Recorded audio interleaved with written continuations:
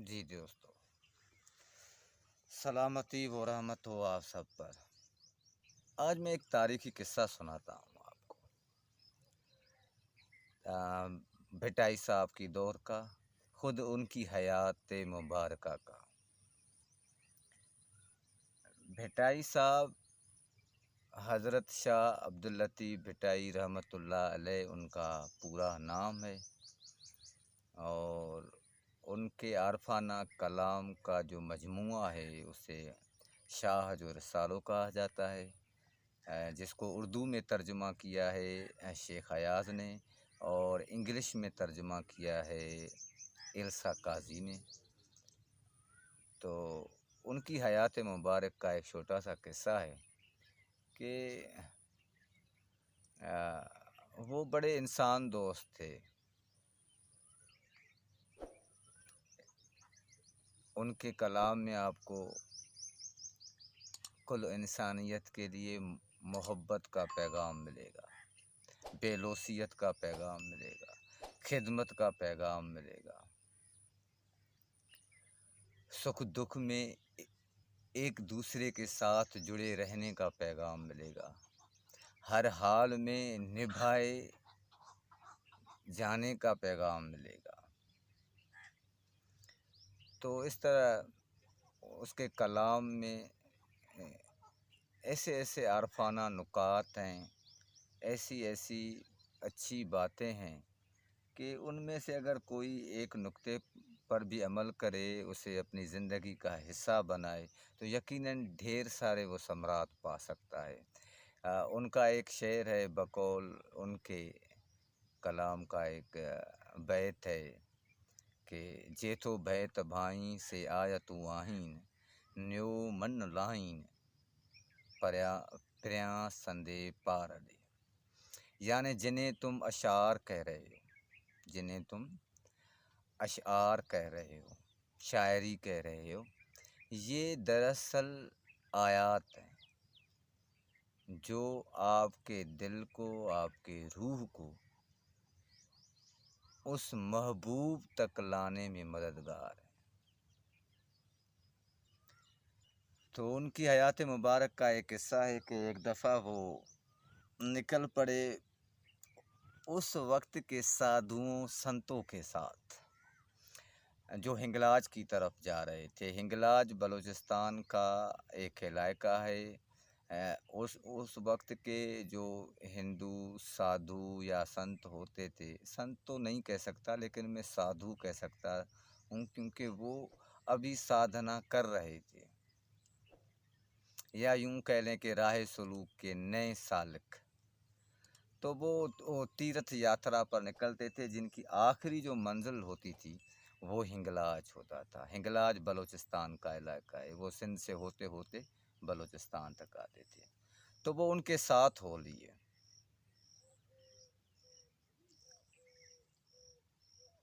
उनके साथ होने के पीछे उनका क्या मकसद था, ये तो भिटाई साहब ही बेहतर समझ जानते हैं, और वो बेहतर बता भी सकते हैं।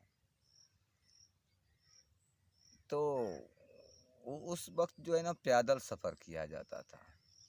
कुछ 4, 5 या 8, 10 का एक ग्रुप बना और वो पैदल चलते जा रहे थे। एक दिन गुज़रा, दूसरा, तीसरा, चौथा, ताकि एक ऐसा दिन आया कि एक साधु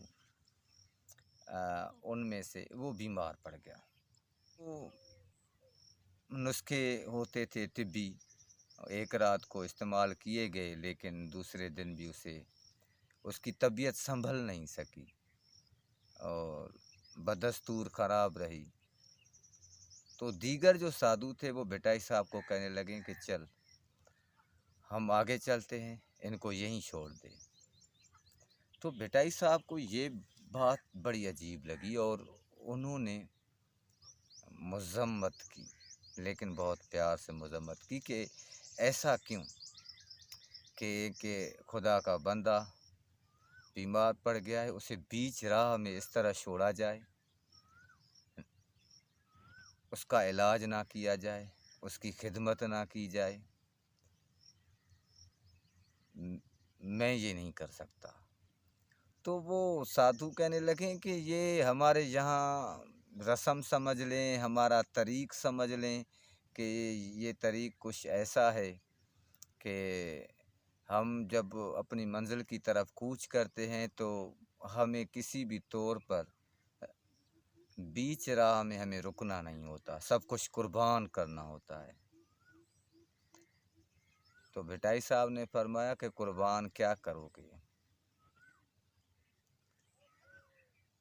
आपका अपना तो कुछ है ही नहीं।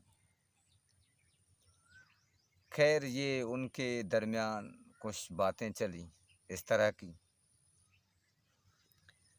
भिटाई साहब उनके साथ एग्री नहीं हुए। उन्होंने कहा कि मैं इस बीमार के साथ रहूँगा, आप चलें। वो चल निकले तीर्थ यात्रा के लिए, हिंगलाज तक पहुँचने के लिए। वहाँ उनका बड़ा मंदिर था, शायद वहाँ उन्हें कोई पूजा पाठ करनी थी या वही उनका मकसद था,